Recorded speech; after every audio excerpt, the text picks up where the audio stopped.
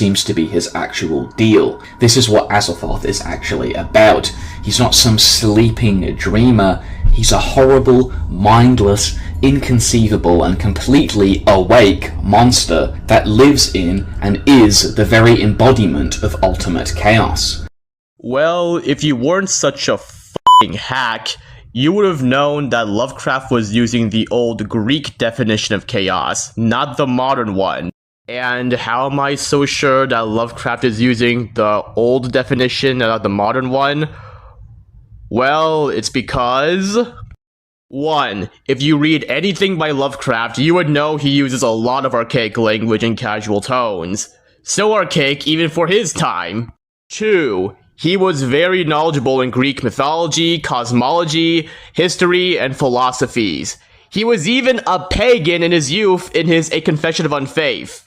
And 3. Lovecraft was heavily inspired by author Mycon, a writer who uses a lot of Greek mythology and other pagan myths.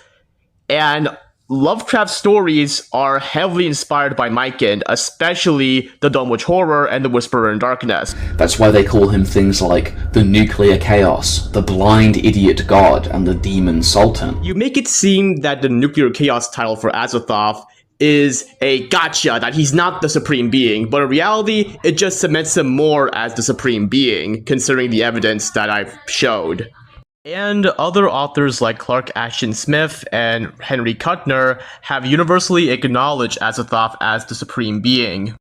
And these two aren't random authors, they're Lovecraft's friends. So really, Parrot, you thought you were cooking, but in reality, you don't know shit. Just like your pal defending friend, just a robot.